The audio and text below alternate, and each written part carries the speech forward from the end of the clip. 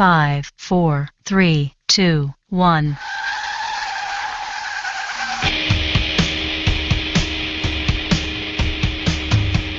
I don't even know what's happening.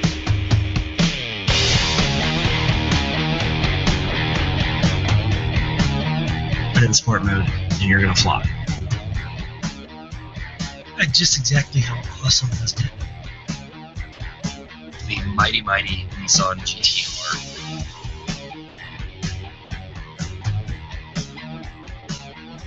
You've got the Mustang, the Camaro, the Challenger, the Corvette, the Viper. America. Damn, I forgot the bananas. I love this. Yeah, we'll do it live. Live. Yeah, we'll do it live. Bang, crash, boom! Ladies and gentlemen, it is Thursday. And after 1 week off, the TopSpeed.com podcast is back. Hello, boys, girls, all you beautiful people. Welcome to the TopSpeed.com podcast.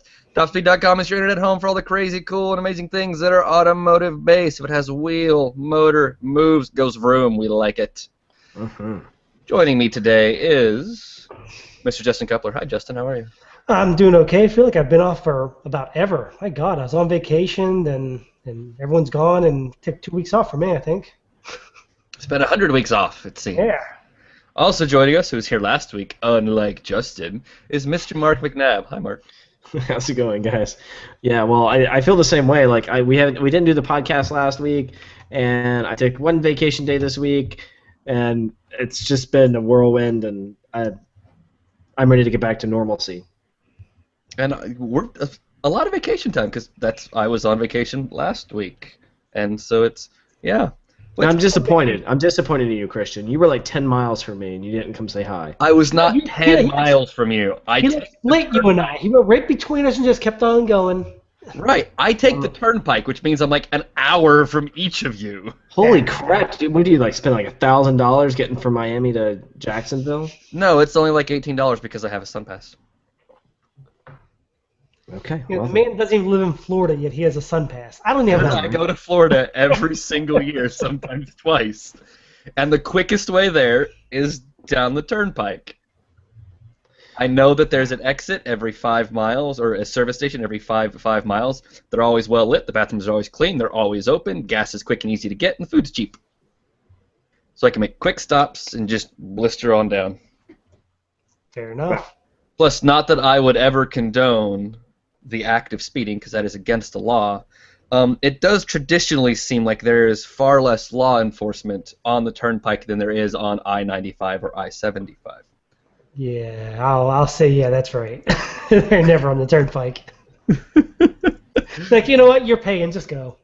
Right, essentially, like they're getting their tax money to pay for the road one way or the other. I just prefer to pay it in an $18 chunk. Yeah, except I just prefer to pay it in an $18 chunk to be on the road than a $180 chunk to be driving fast on the road. Well then, I guess that's true. Anyway. So yeah, I went to Florida. I had a vacation. It was great. Now I'm back, and we're all back. We're gonna go ahead. One quick thing before we jump into Weekly Wheels. It is automotive based, so there you go. A quick congratulations to Mercedes-Benz. Their Formula One team has just scored their first ever World Championship title as a constructor. There are 3 races left in the season, but Mercedes has already wrapped things up in the bag, even with a double points championship on the last race. So bravo, good job to Mercedes. Congratulations to them. It is a little weird how it's their first win, because technically this team used to be Braun, which I think used to be Honda, which used to be somebody else, and those teams have wins. But as Mercedes-Benz, and it's Mercedes-Benz Petronas, this is their first ever Constructors' Championship. So good job, guys. All right, now let's jump into Weekly Wheels. We're going to start with Mr. Mark McNabb, who has been driving a Lexus, and it's a good one. Yeah, you know, I had fun with this car. I actually got to take it on a little bit of a road trip, so that was exciting. I had the GS350 F Sport, and I've spent a considerable amount of time in other F Sport cars before, but this one was really nice because I feel like it blended like the whole luxury sedan / sports sedan really well together, and it seemed like it was just it was a good all-rounder car. So I mean, you look at it and it's completely typical Lexus. It's got that 3.5 liter V6 making that standard 306 horsepower and 377 pound-feet of torque. Got that the nice 8-speed transmission in it. It's got nice big comfy seats with power everything, moonroof, loads of room in the back, loads of room in the trunk.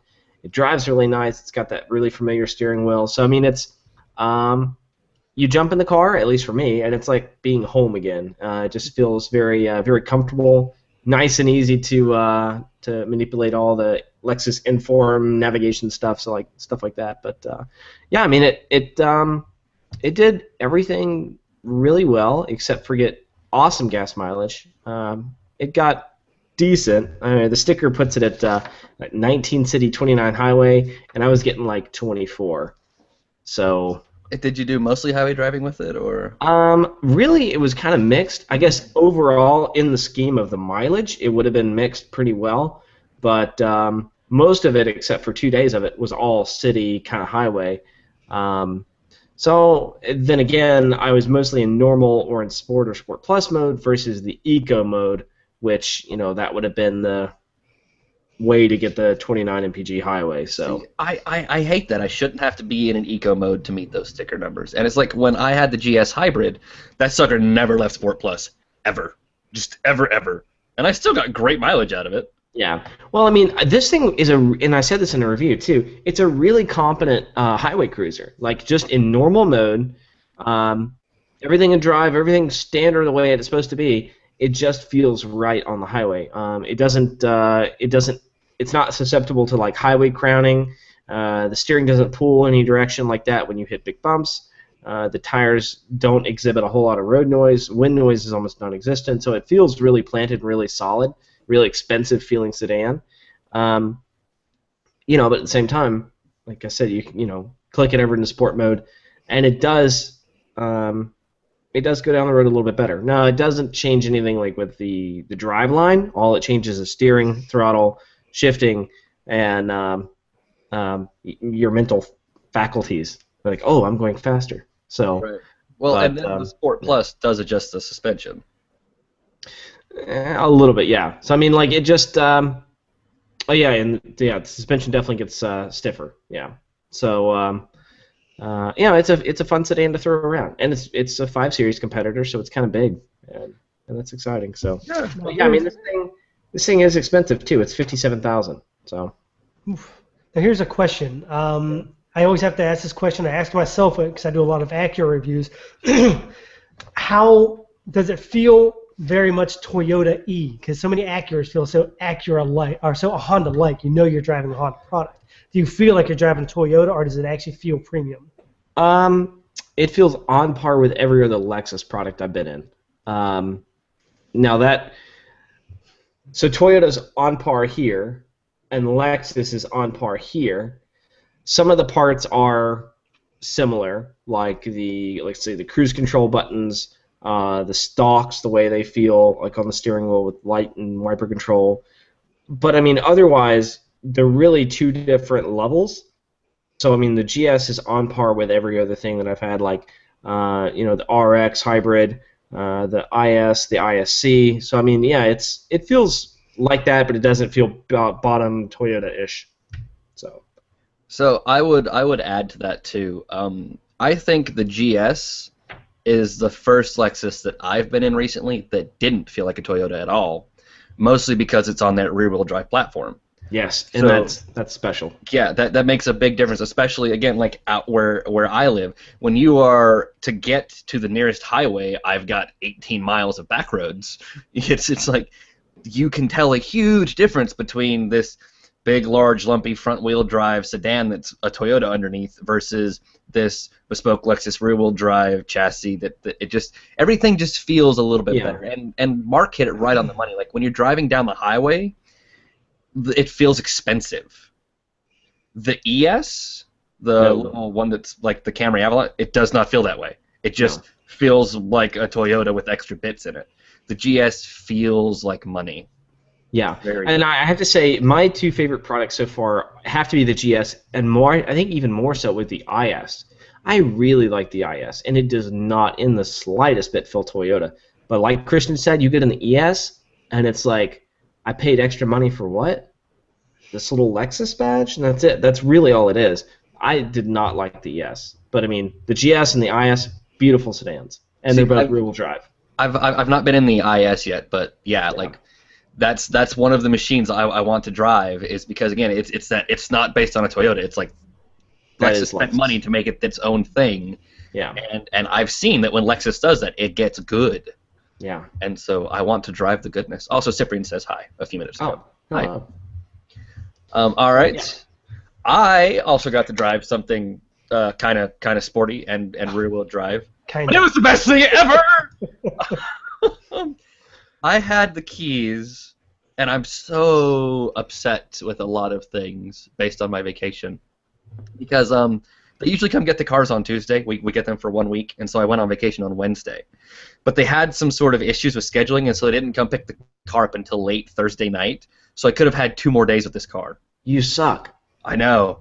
And I didn't get them. But I had a Porsche 911 dead base. It was just a Carrera 2 with almost no options. But I had a Porsche 911 in Guards Red with a manual transmission, and all is right with the world, my friends. Except for us, because we're jealous. Yes. A lot of times, I really think you shouldn't be jealous. This time, straight up, seriously, be jealous. Oh God. So, I've never been able to get a hold of a 911 before, and it's always one of those like, this is the holy grail of things. This is what every sports car aspires to. And I've driven some incredible machines, and I'm like, it can't really be that much better than this. I mean, hell, the Miata is just about perfect. I'm like, how can you get better than that? And I've driven M3s and all that sort of stuff, but it is better. It's better in all of the ways. Not by a lot, but by a very noticeable margin. So what is it specifically that you really liked about it? What set it apart from, say, the Miata or something else? That's really good. So it is a Miata +1 in almost every way. So in much the same way that Mazda's little Roadster is about feel, this base 911 is all about feel. The way you sit in the car is perfect. Every sensation you go across the road, you sense in some way. The steering is super tight, super heavy, super precise in just all the right ways.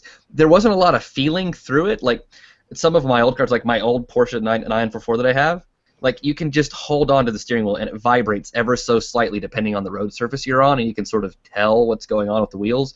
You don't get that in this one. I guess because Porsche's finally moved to electric steering, but you get it everywhere else. Like, you feel those slight vibrations through the pedals. You feel that slight vibration through the seat. I can tell if I crossed over onto the paint line. Like, I mean, it's very, very tactile. Everything feels super mechanical. The shift linkage, it's kind of a long throw, which is the same thing I said about the Cayman. Kind of a long throw, kind of a long, heavy clutch. But you can feel the bite points perfectly. You stand on that clutch, and you know the instant the clutch is engaged or disengaged, even though it's heavy. And the throws are long, but they're extremely precise. I never missed a single shift once the entire time I had the car, and I put like 600 miles on it. I mean, everything just feels perfect. And it's not even entirely fast, again, like the Miata. This is the base one, so it's got a 3.4-liter flat six, 350 horsepower, and Porsche claims a 4.5-second 0 to 60 sprint. So that means it is less powerful. Right, but that means it's less powerful than a Mustang GT, and it's only about as quick to 60. So you're looking at like Mustang GT performance, but this car costs $92,000. Yeah, but I guarantee the Porsche without running the corners. Well, yes, and so that's what it all comes down to. Is it's this like perfect little collection of drivers' cars. Funniest thing, you cannot do a burnout. Really? Yes. Why is that? Because it has 11-inch wide tires on the back, and it only has 350 horsepower. So you could bouncing it off the rev limiter and dump the clutch, and the car goes, and you're just gone, and you just smell clutch. It was insane, and the engine now has been moved so far forward that it's not really rear engine anymore. It's almost a mid-engine design now, and so handling is just so good, and it feels like nothing else on the road because that inertia still is so far back. It's not completely in front of the front axle. It feels different from anything I've ever driven. Like, you can feel that weight sort of behind you moving a little bit. And the best experience in the whole wide world is if you can nail a good throttle whipped downshift into a corner, as soon as you make the corner and you stand on the pedal, the whole car just leans and squats, and you can feel that back end just bite and basically like throw you around the corner. It is such a good experience. I mean, the car was not entirely that well equipped. I had navigation, I had a CD player, Sirius radio, stuff like that. But like that's it. I had no sunroof. I had no controls of any sort on the steering wheel. I had leather seats that were heated and power operated, but that was like a $1,200 option. Ouch. Like, I mean, there was nothing in this car. It was just an engine, 3 pedals, and a manual transmission with 7 gears. And I was like, this is all I ever need. It sounds proper. Like, how are the back seats? What back seat? Aren't there like 2 little pads put under the floor or something? They're worse than the back seats in my 944. Wow. They still fold down, and there's still tons of space back there if you fold them down. But I slid the front seat far enough forward that I was slightly uncomfortable driving, and I still had to like assume the birthing pose to get the seat clasped down behind me, and my knees were on either side of the front seat. Why do they even bother? I really don't grasp the concept behind children, like children will fit fine. Smaller people, like if anyone knows who Jill Ciminillo, there we go, is, she works Chicago Tribune. She's the girl that does the girl in the trunk stuff. She's like 4'9" tall or something. Tiny The little girl in the trunk. That sounds like a really bad horror movie. That's her. That's her Instagram account. She gets in trunks of almost everything that she drives. We've got pictures of her in the trunk of an R8 because she was on the Audi drive with me for the cross-country Audi drive thing. But yeah, she puts herself in trunks and takes photos, and that's how she measures volume. Because apparently someone did the math, and she's like 1.6 cubic feet of volume.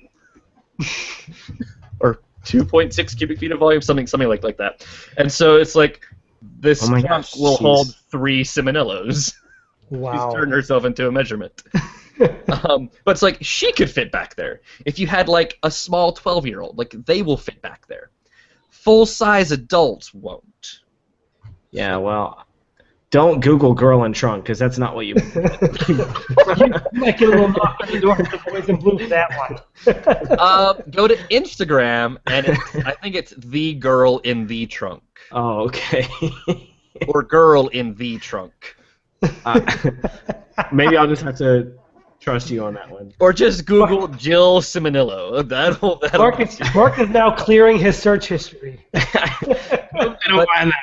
Anyways, the Porsche 911 is $92,000 of almost perfection, but that makes it almost 4 times as much as a Miata. Yeah, I was gonna say. It's more than a Corvette Z06. Yeah. That makes it more than any Hellcat you can buy, and it's because I am broken and I've not driven the Z06 yet. At least with the standard C7 Corvette. I've still not driven the C7, but if someone's like, you can have a C7 or you can have the 911, I would take the 911. Because I don't care if it's not as fast, I don't care if it's not as loud, I don't care if it's not as good in any... I like the way it feels. I love the visibility. Like, because that nose is so low, like, the front window is huge and you can see everywhere. It's everything I want in a car. Lots of things that make it good to drive and lots of nothing else. So I could, if anyone else took the Corvette, I would not blame them. If anyone else took a Hellcat, I would not blame them.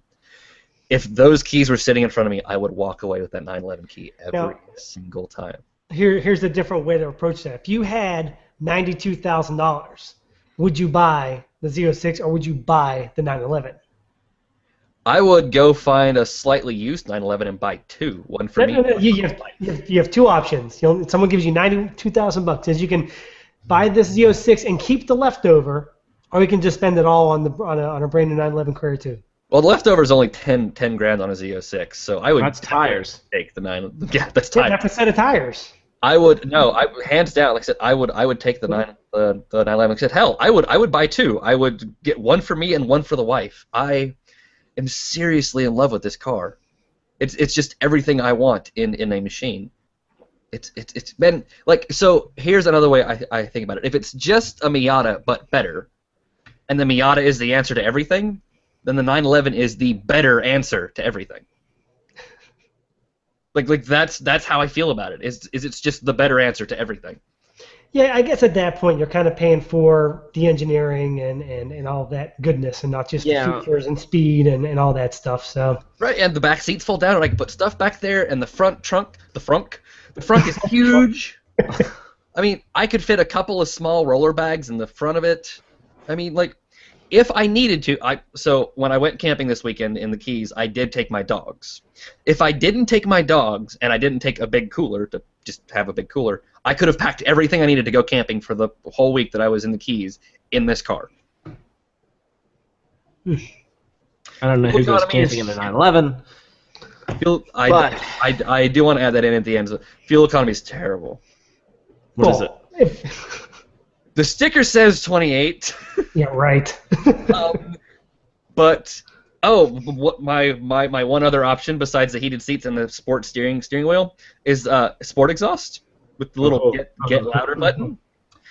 I went everywhere in third gear. Third gear is essentially third gear is about 21 miles an hour to about 96 miles an hour. That's what third gear covers.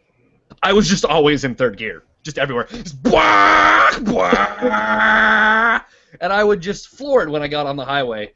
Floor it from 55 to 70, and then just let off. The car goes bop, bop, bop, bop, bop. And then as soon as I got back down to like 45, I would just stand on it again.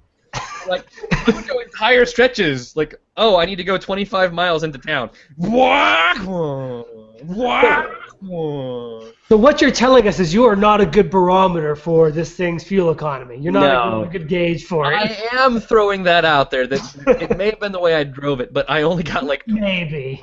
Yeah. It was like 21 and a half or 22 is what I ended up with after 600 miles.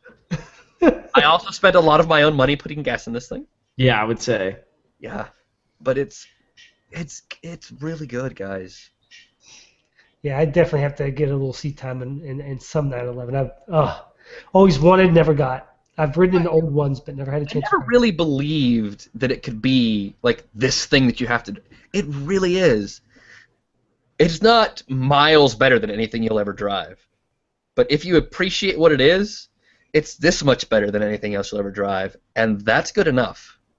Yeah, and you see that with sometimes when us as journalists who haven't driven a 911, when we write like a review on a 911, when we talk about its competitors like a TTRS or something like that, it drives Porsche people nuts because we don't know how the 911 feels and we can't properly explain why the Porsche 911 is better than a TT. All we can say is, well, it's got more power. The TTRS has more power. Right, but again, and I can tell you, okay, a Mustang GT is just as quick to 60 miles an hour and has way more horsepower. I would never in 100 years take a Mustang GT over this thing. I mean, I guess I might because the Mustang GT is 30 grand and this is 90, so I could have 3 of those. But besides the price gap, yeah, well, America. Or you can have one of those and put a whole bunch of money into the engine and make it super fast. Das German. Anyway, Justin, you were in something kind of sporty this week. Yes. We've all had fun cars this week. Screw you and your 911. I was in a sporty SUV. Woohoo! The only one. Yes, the only crossover SUV worth a damn. It's a 2005 Mazda CX-5. 2005. That's an old tester. Oh, wow. Yeah, 2005. No. Yeah, Mazda's a little bit behind on their press motors. It was on its way to the crusher, and I picked it up. 2015 Mazda CX-5. This one was a fully loaded, all the gadgets and gizmos one. But still got a tape deck in it, Justin? No, it's just AM, FM. Oh, man. Got a CB in it. Exactly. This one was the Grand Touring model, which is a top-of-line version with the Grand Touring Tech package, which gets you all the goodies like the adaptive lights, the bigger wheels, navigation, things like that. And it checks in pretty cheap. Even with the Grand Touring package, it's like $30,500. So you get all this stuff, and you get really nice leather interior, heated seats, dual climate control, a really badass stereo system, and a decent engine. It's a Skyactiv G 2.5, like 184 horsepower, 187 pound-feet. It's no speed demon. It was never built to be that way. But it's quick enough. At highway speeds, it's very competent. When you go to pass, you're not worrying about if you're going to make the pass or anything. It's very good in the mid-level range, mid-level revs. Low revs is kind of a little bit bogged down. High range, it's a little bit buzzy. But right in that sweet spot in the middle, it's perfect. And for an SUV like this, because they built it to be a little bit sporty and it handles really well, it also has a nice ride, which surprised me. Especially for a small crossover with a tighter suspension like it has. We drove it all the way from Tampa over to Jacksonville. I came right past you, actually. Gee, thanks, man. I know, we both drove past you and didn't stop by. I at least waved as I drove by on the highway. I honked. I did honk. But we drove all the way over to Jacksonville. I had 3 people in the car, and by the time we got home, one of the people in my car was saying they're going to go look at this car and probably buy it because of how comfortable it was and all the features it has. Only thing I miss in this car, in this SUV, is a rear seat that slides. That's becoming pretty common nowadays. Their manufacturers are putting sliding rear seats so you can slide forward when you need more cargo room, backward when you need more leg room. Yeah. I had my nephew in the back seat. He's about 6 foot tall, so he's a little bit cramped. There's like 39, I think, inches of leg room back there. So he's a little bit cramped. His feet were a little bit. 39 is not bad. It's not bad. It's really not bad. But there's so much cargo room back there to slide the seats back. I mean, there's probably 3 feet of room back there that in the cargo area you could probably eat up 6 or 7 inches of that just to have it slide backward. I'm not sure. Maybe there might be something in the chassis like the shocks or something that interfere in there that don't allow it to do that. But it'd be nice to see maybe redesign that rear suspension if needed and maybe make it slide back and forth. Because the extra leg room would be great, and also the extra cargo room when you need it is great too. Yeah. Did the seats recline at all?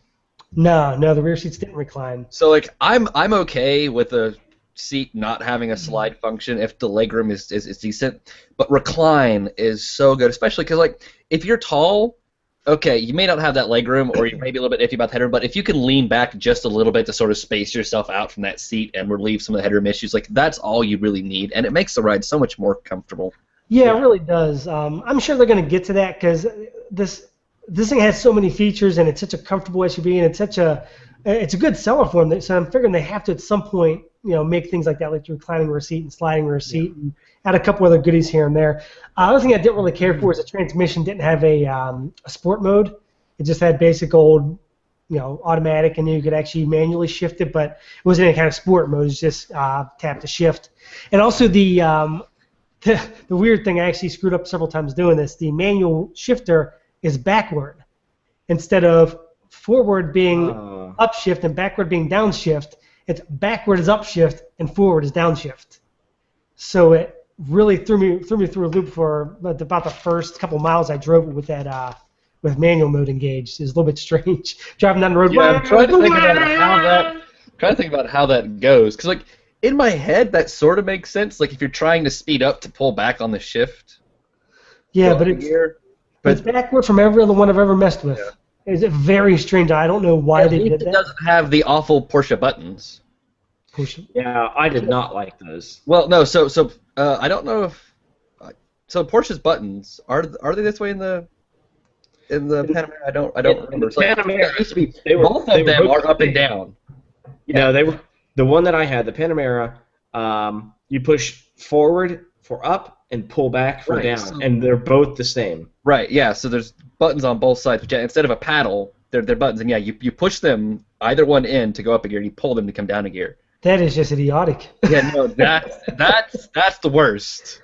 Oh my, yeah. Sachi's Okay. the worst. I'm very sorry, Mazda. Yours is better than Porsche's.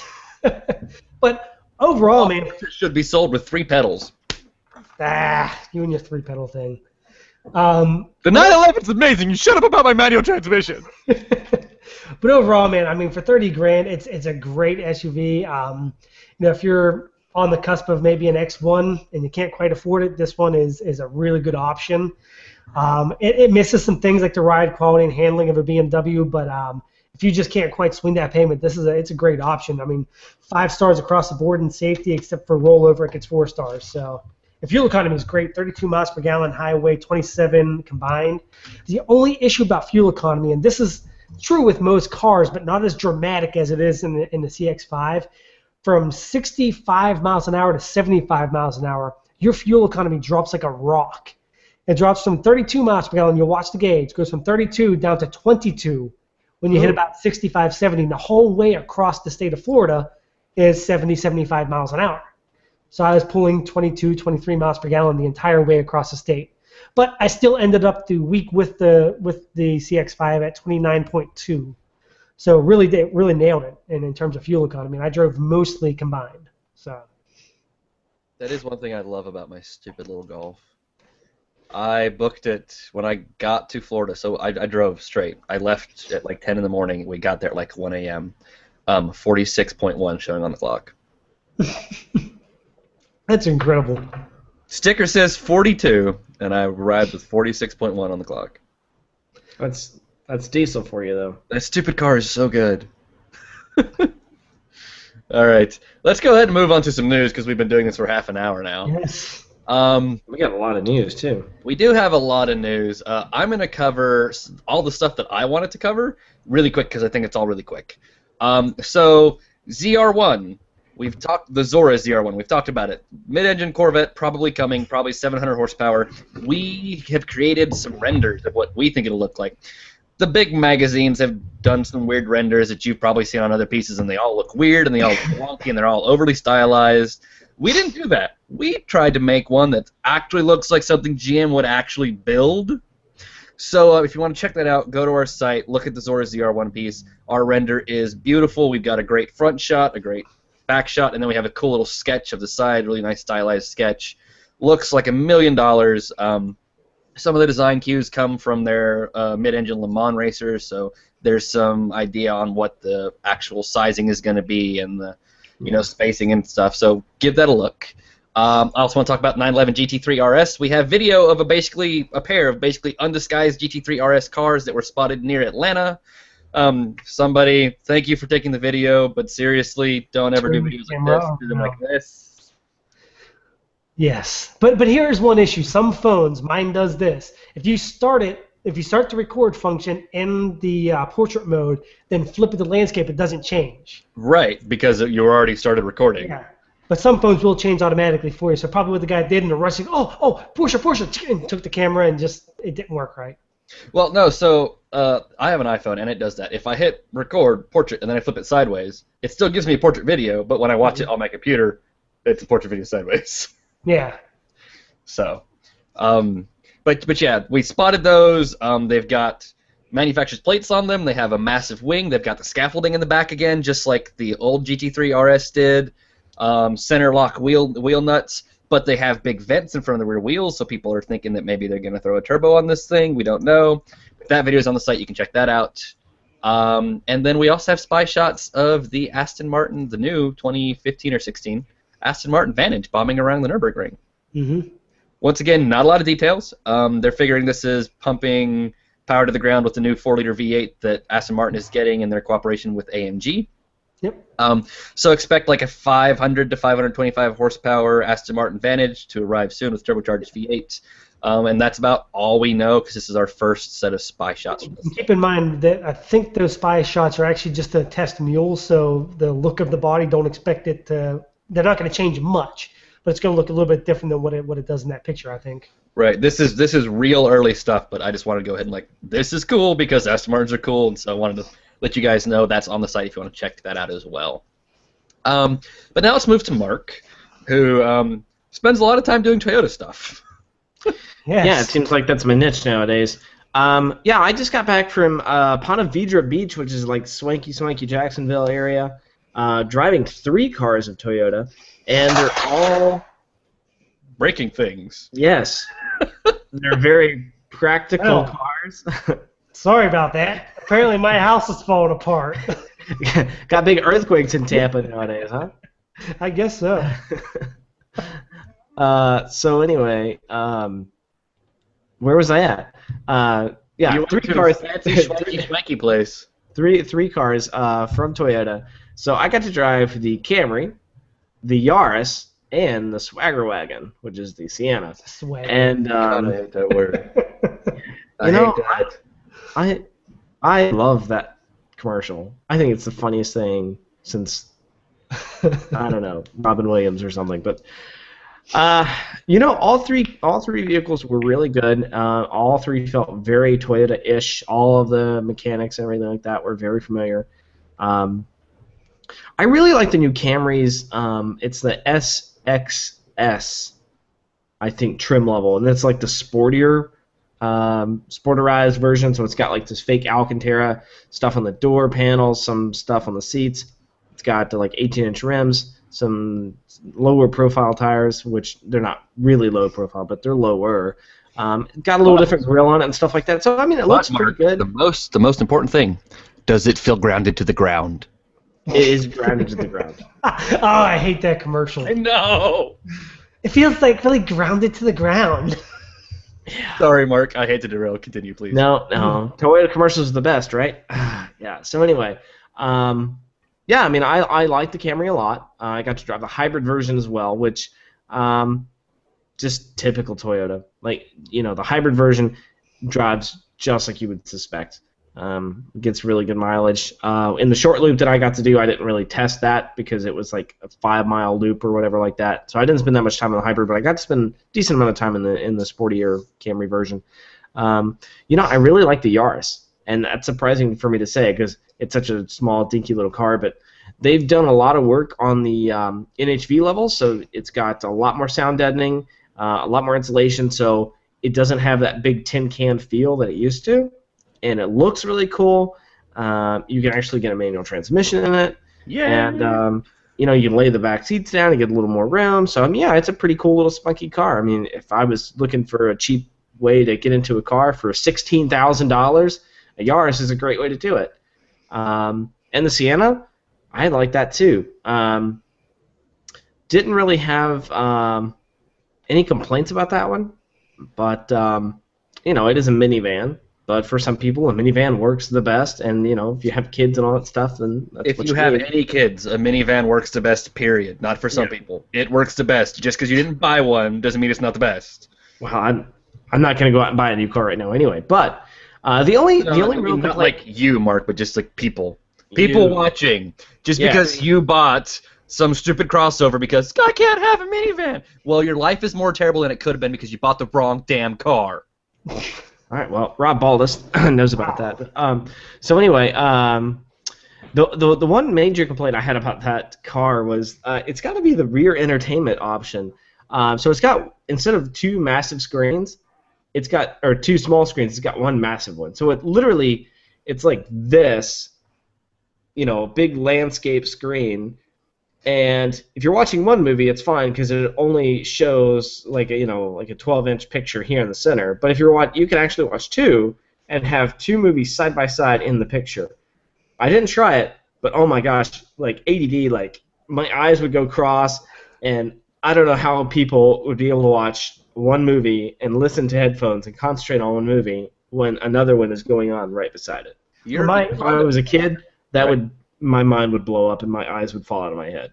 Yeah, the Honda Odyssey that I tested had the same thing, this massive 13-inch wide, ultra wide is what they called it, screen. And I tried the dual screen thing, and yeah, my ADD was twitching pretty bad. What's going on? Yeah.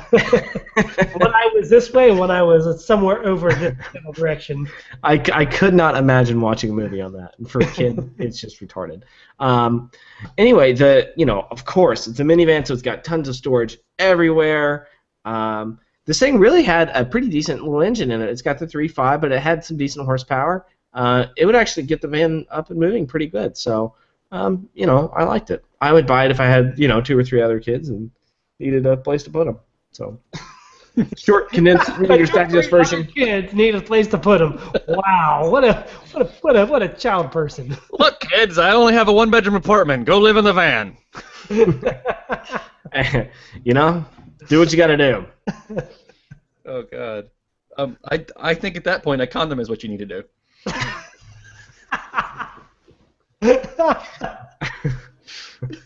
Well, luckily, Christian and I only have 1 kid, so yes. I am glad to hear that you like the Yaris, because again, it's just me. Like, I love fun little spunky small cars. Like 99% of people, that's all they need is like a Yaris or a Fiesta or a whatever. Or the Fit. The Fit. That's what I tested. Was awesome. Right, and well, the Fit even more because like the Fit has as much room as my house. 85 cubic feet of room. And to give you guys an idea of how much 85 cubic feet of space is, the Nissan Rogue, I think, just if the second row seats are up, the Nissan Rogue, I think, has 18 cubic feet of space. So take that, multiply it by 4, and that's what you get inside of the Fit. Well, so I think basically, it's like a Ford F-150 bed inside of a car. You can like put pallets in. Except it's a car that's like the size of a shoe. It's magic. It is hilarious. I mean, it was an exaggeration. It's actually 49.8 cubic feet, which is still massive. But still twice more than most crossovers. Yeah. I mean, it like doubles all of its competitors, except like I think the Fiesta is close to it or something like that. I mean, there's just so much space inside that thing. It's nuts. So yeah, it's very, very good. Wait, you said how much space is it? 49.8 to 50. My Golf has 42.6. And that's bigger. Yes, that's a bigger class of car. So there you go, folks. And that was the Honda Fit, not the Yaris. Yeah. Yes, that's Honda Fit. But like, I just love those small cars because there's plenty of space. They're really fuel. The fuel economy is great. They have enough equipment in them. A lot of them are really, really safe now, and they're just fun to drive. Yeah. Oh my! But I will tell you this though: if you don't get the manual, you end up with Toyota's old school 4-speed auto. If you buy a small car like that and you're not getting the manual, you're just failing at life. Because the whole point is to get it really cheap, and the manual is just a cheaper option. Yeah. And it makes it fun and drivable. And actually, I was wrong. It's 52.7 in the Fit. Sorry to hijack you there. I looked Okay, at still, so a full 10 cubic feet more space than my Golf. Like, that's nuts. Yeah. All right, we're going to move on. More stuff. Ferrari 458. It's going to come with a turbo. We already knew that. News story came out that we now have a size-ish. It is going to be under 4 liters. We know that. Because apparently China has a really strict tax that's hit on all cars above 4 liters, and Ferrari is not struggling in China but not doing great in China, so they're going to aim to get under that 4-liter mark for the new engine. I think that has to do with Asia as a whole. China has the biggest one, but pretty much all of Asia has those crazy over 3-point-something liters, and they charge this outrageous tax. So yeah, China has one at 4 liters. Yeah. And since China's now the biggest car market in the world, that's what they're aiming for. So again, we don't have a lot more detail on that. Just that 4 liters. That's our target. 6.4 liter Hemi, baby. Yeah. Justin, why don't you talk to me about an ILX? An ILX. Okay, going out of order here. A little bit, yeah, but whatever. Okay. Unless you want to talk about that's the okay. I got it up. That's what she said. Beat you to it. Let's go to the story. Okay, so I had a chance to drive the the Acura ILX. I think it was 3 weeks ago, and I loved it, except for a few things. It needed a more powerful engine to compete with the Germans, from particularly Audi, and it needed a dual clutch transmission.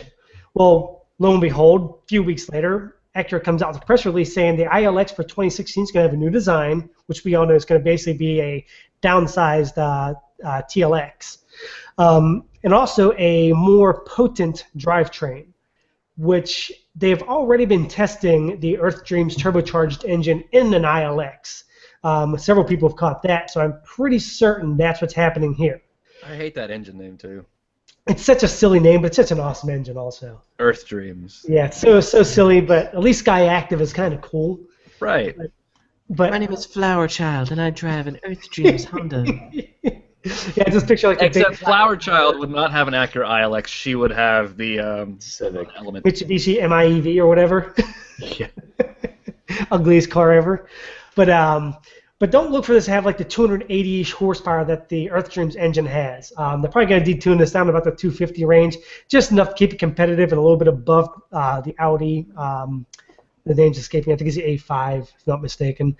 Just a peck below above that. And also, what I'm thinking is they're going to bring the dual clutch transmission from the TLX over to the ILX, which is one of the things that I was complaining about. That the 2.4 liter iVTEC engine needs that transmission badly. Just a week after I got the ILX, I got the TSX, and it had the dual clutch and the same engine, and it worked absolutely beautifully together. So I'm hoping this is the case, and that's what it seems like is going to happen. We're going to see the Earth Dreams 2.0 Turbo and a dual clutch come in the 2016 ILX, and it is going to show up in, it's going to be at the LA Auto Show if I'm not mistaken. So yeah, LA Auto Show in January, November right? 20th. No, that's in November 20th. Yeah, it's coming up quick. January is Detroit. Oh, okay. It's Yeah. one of the big American Auto Show ones. of the year. Yeah. America. All right. So my there we favorite go. word. Some ILX stuff. We have, you know what? Let's do a little bit more Mark stuff, then we'll come back to Justin. Along with going to drive 3 Toyotas, Mark also got to drive essentially every single truck and SUV that's being sold in the United States today. And I hate you for it. Yeah, dude, my head is still spinning.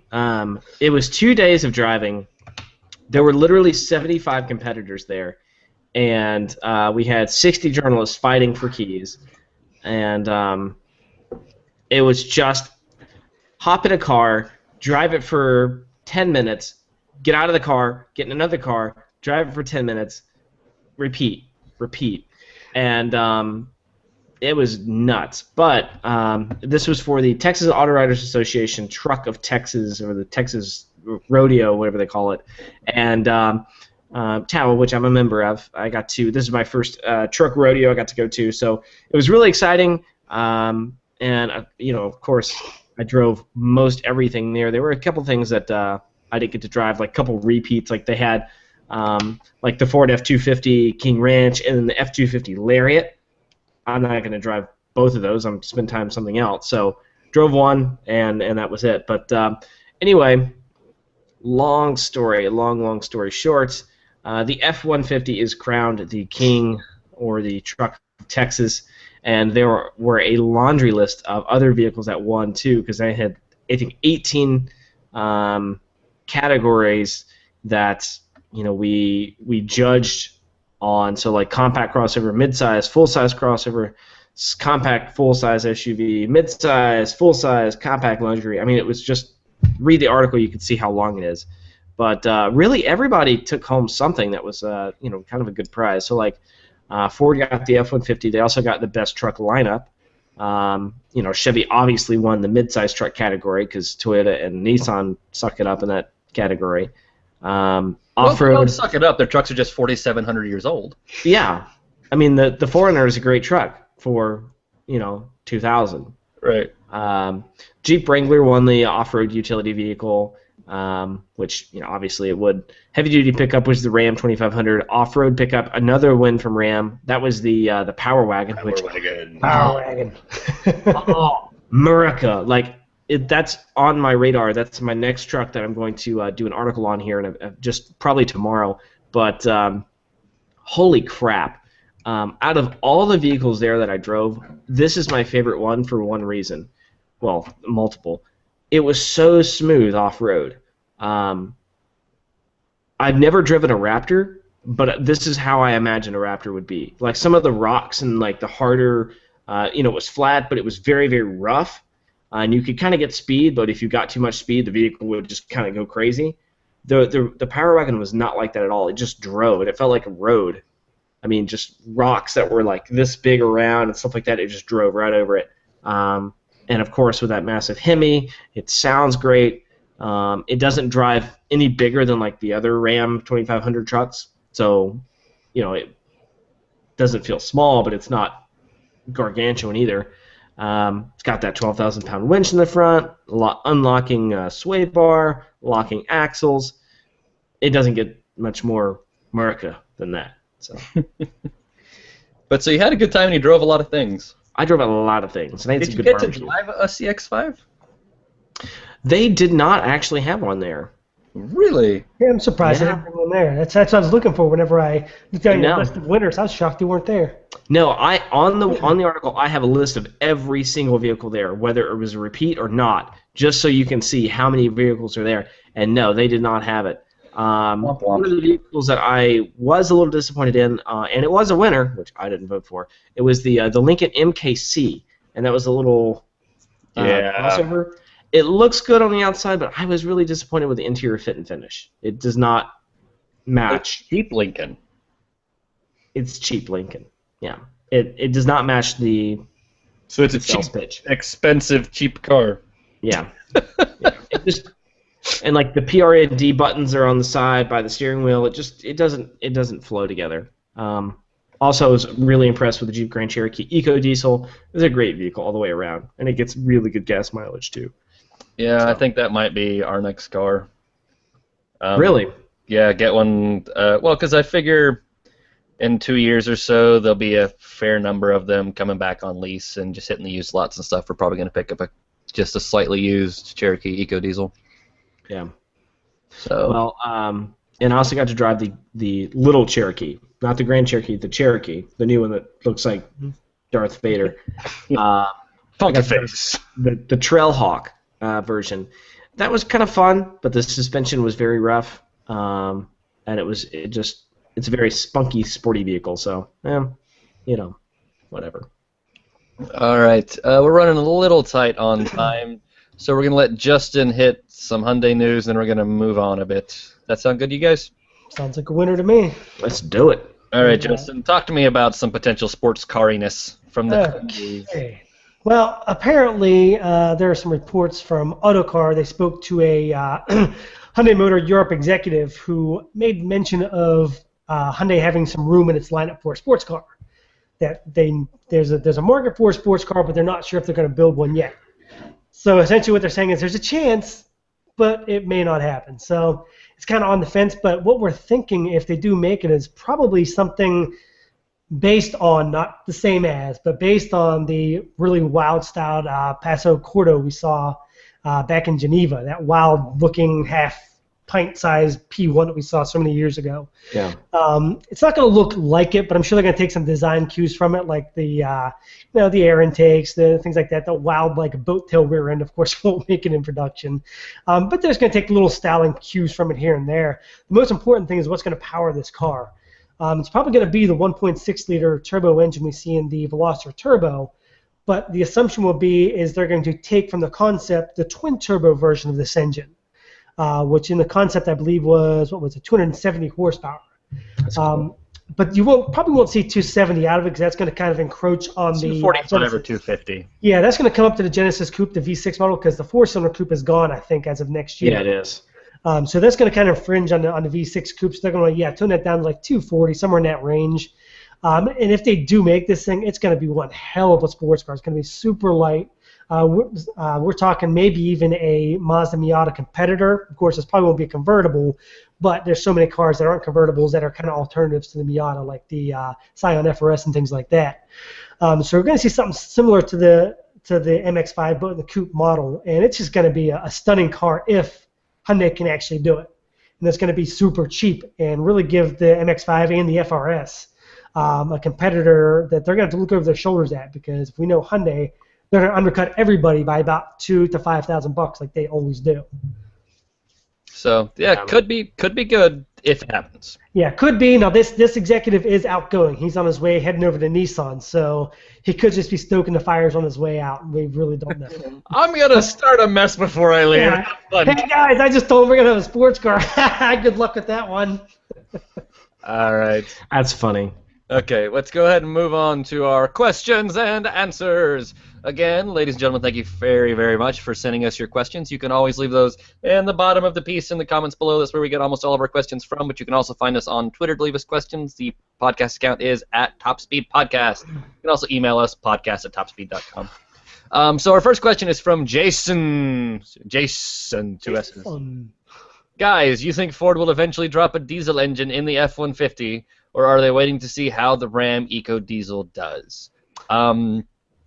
Mark was just driving all kinds of trucks. Let's ask Mark. Yes. Well, I was actually sitting in the seat, or in the truck with the chief engineering officer for the F-150, and he has a lot of not anything to say about this, but smiles and body language tells a lot. So here's what I think.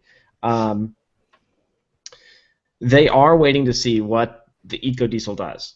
And if you look at how the EcoDiesel is doing now, they have already doubled production in the last, month. They said they were going to have to double the production. Now there's talk of GM coming out with a V8 for their full-size truck. They are going to bring out a diesel for the midsize Colorado. So now Ford is kind of stuck with the whole EcoBoost. Oh, look, we're just going to turbocharge gasoline engines. It works so well for us, but now they're kind of wondering. I think they are going to play with it. Whether they come to market with that or not, I don't know. It would make a lot of sense because the truck is a lot lighter than it used to be, and with a small V6 turbo diesel, I think they could wipe the competition up. It'd be a good competition with the EcoDiesel, but I don't know. I hope they do. I think they pretty much have to. I mean, because the EcoDiesel, I did some research on it. I can't remember the exact numbers, but just with the addition of the EcoDiesel and the increased sales numbers period for the Ram lately, the Ram is making up a lot of room between it, the Chevy lineup and the F-150 lineup. Yeah. It's really making some headway in moving its way up these ranks. I mean, I'm trying to find my research. I had it on my computer somewhere. I can't find it now. Well, I know this, that I think it was over the summer, Ram actually surpassed Chevy as the sales number 2 sales leader, which has never happened, but it happened, I mean, for the first time. They're up 31%, and they're within 6,000 units of the Silverado as of last month. Yeah. 6,000 units. Here's what I think it's going to come down to. Stickers. MPG stickers. If Ford can make an F-150 with a sticker on the window that says 30 MPG without going diesel, they won't have to. But here's the issue. The EPA is tightening up all the regulations at the end of this year, and that's going to screw everybody. The only ones that are going to come out of this clean are the diesels. Yeah. Right. They're the only ones that won't be affected by this. And here's the thing. Go ahead, Mark. Ford is very adamant on the EcoBoost. That is what they want to do to get their MPGs up. They have that new 2.7-liter V6, which is a darling of an engine. It works really well, and I think that's going to be their volume engine. They still have the 3.5-liter EcoBoost. So instead of going diesel, the turbocharged high-strung V6s are kind of what they're doing. So I don't know if they want to go in a separate tangent and go diesel. It's strange. Well, but so here's my rough general thoughts on this idea. Is 30 MPG, 30 is one of those numbers that in people's heads, like, that's a target. Yeah. Like the moment I see that is a moment I'm going to jump on this. Now, truck buyers are more likely than any other buyer in the United States to consider a diesel. Yeah. That's a thing. But at the same time, diesel is more expensive, diesel is slightly harder to find, and there are still truck buyers that are sort of frightened by the idea of diesel. If they can still stick to a gasoline engine, if Ford can get an EcoBoost that is competitive towing-wise, and they can get that 30 MPG to show up on that sticker, that's all they'll need. Because truck buyers will see, well, this is still 30 miles to the gallon, and that's our magic number that people are waiting for, and I still get to do gasoline, so I don't have to worry about changing anything. I don't have to worry about accidentally putting gasoline in my diesel truck because I've been having a gasoline truck for 100 years or all that sort of stuff. Anything bad that they ever think about a diesel is suddenly gone, and they still have that 30 MPG number to hit. Yeah. So now, if Ford can do that, I don't think they'll go diesel. Yeah, I will say this. Ford, when I went to the media launch with that, they were touting how that 2.7-liter V6 EcoBoost was made of the same materials as their 6.7-liter Power Stroke. It has a compact graphite iron block, and how it was so strong. Maybe they'd only have to change the top end. I mean, maybe. You know, I don't know. That's pure speculation on my part. All right, we're going to go ahead and move on because, again, we're running out of freaking time. Not so Mad Max. If you were in the market for an under $100,000 sports car, it seems you have a lot of options nowadays. Yes, you do. What would you pick? I'd get a 911. Of course. I think we already would. answered that. Yes, we didn't need to. Well, I would go an AMG SLK 55. Okay, well, that's 70-some thousand bucks, plenty fast enough, and a convertible hardtop. Happy. Mark? Yeah, you know, I'd have to do some driving first, but it's either the Hellcat or the Corvette. Oh, I lied. I'm not going to get a 911. I'm going to get a 911S. It's $98,000. There you go. Which means I have 400 horsepower instead of 350. I'm sorry. It has crank windows too because it has no options. But again, my that I drove had almost no options. I had the sport exhaust, I had seat heaters, and a sport steering wheel, which, from the best I can tell, is a little less plastic and less buttons. That was all the options on my car. Wow. Okay. And I didn't miss anything. I was totally happy with it. All right. So that's that answer. Crazy Egg. Considering the Asterion won't see production, where would you guys stuff that awesome powertrain if you could put it in any car you want? I'd probably put it in the Porsche 918 because that's what it came out of. You know, you're having fun. You know, I'm going to put it where it belongs in the Audi R8.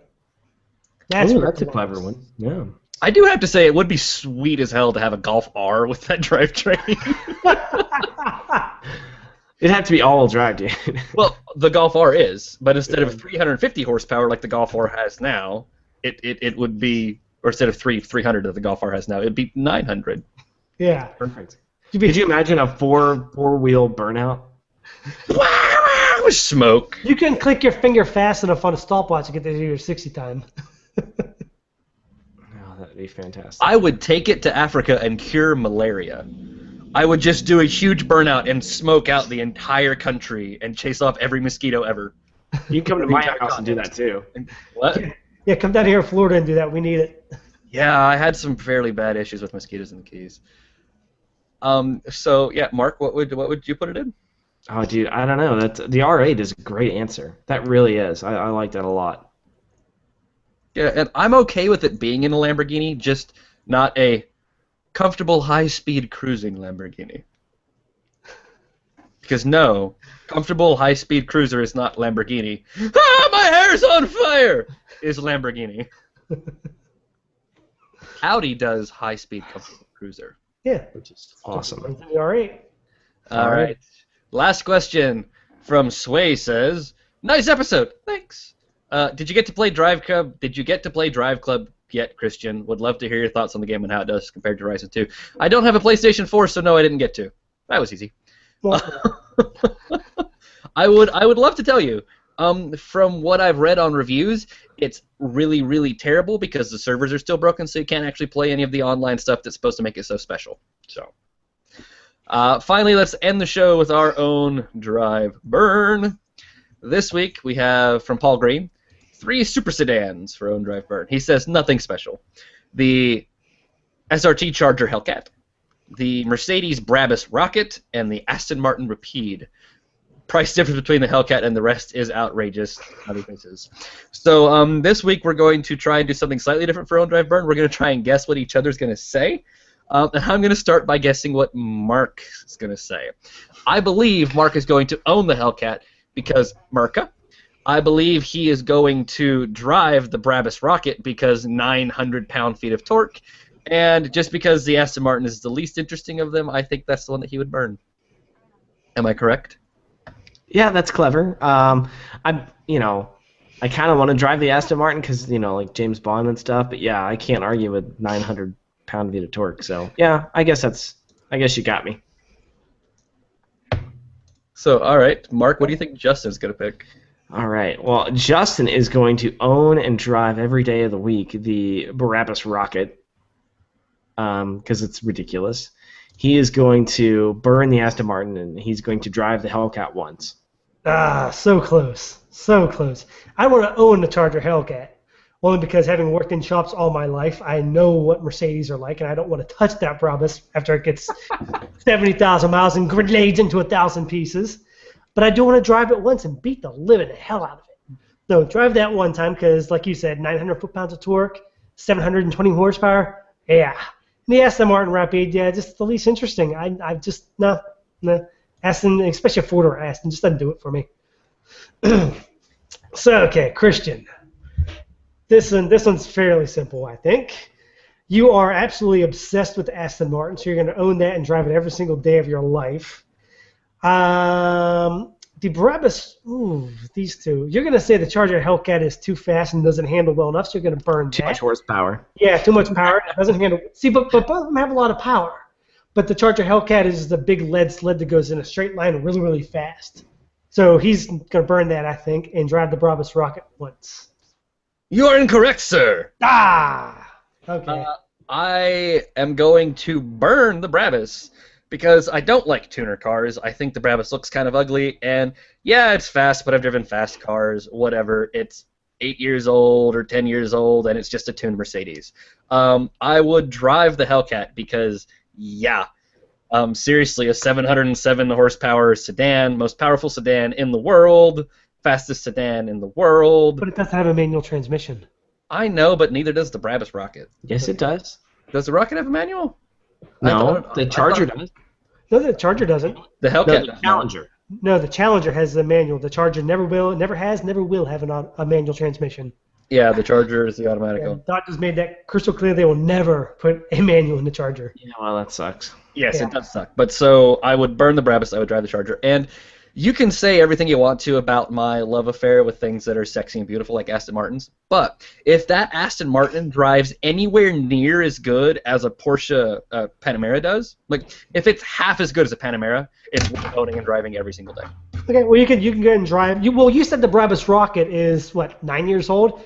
The Aston Martin Rapide's fun, a 9-year-old, older than that chassis and engine and transmission. Well, yeah, but I can still go buy one brand new. Yeah, but you're getting a just because If I went to changed drive a the Rocket year. today, if I found a Brabus Rocket to drive today, it's going to be old, it's going to be beaten, it's going to be 3 miles away from that massive explosion that you know is going to happen. This is true. But still, you could drive I don't know exactly what year the Rapide came out, but you could drive one that's a few years old, and it's going to drive the exact same as the brand new one. So you can drive that, you can burn that, and just drive another one. Yeah, whatever. I'm going Get to a Ford dealership and get it repaired, right? See? Super easy to have worked on. I'll just drive it to Ford. No. You take it to a Ford dealership, but they're going to charge you like $150 an hour to fix it. Yeah, whatever. I can still take it to Ford to get it fixed. I don't have to drive to it. Yeah. Oh wait, let me put my Aston Martin shirt on real quick. Okay, labor's $150 an hour, sir. That's fine. I have an Aston Martin. I don't care. All right. Anyways, that's been our show, ladies and gentlemen. We hope you enjoyed it. I hope you enjoyed listening to how much Justin and Mark are wrong about everything in life. Seriously. I will stab you. He will stab you through the interwebs. I will hit you with a stone coaster with horses on it. Nay. Nay, sir, don't hit me with your horse coaster. Okay, let's end the show. That was actually really good. Let's kick it in. Yep, so thank you guys very much. Again, please leave questions, comments, concerns, all that sort of stuff. If we're doing a good job, let us know. If we're doing a bad job, let us know. You can drop all those in the comments below. As always, we appreciate everyone who tuned in to watch us, especially live. We love everyone who listens and watches later. Even if the other two say they don't love you as much, I still love you the same. And yeah, questions, comments, concerns, please drop those in the comment. We need questions. We need own drive burn suggestions. Our shows are good because of you guys, so please keep giving us that stuff. As always, you can find us on the Twitters. The podcast account is just TopSpeed Podcast. You can find me at Moferd, that is Moeferd. Justin is at The Car Junkie. Mark is at Mark McNabb. And we love all of you guys, and we want you to come and hang out with us again next Thursday. Have a super safe Friday. Have a super awesome weekend. We're going to mute our mics. We're going to play some music. And then we're going to say goodbye. Goodbye, everybody.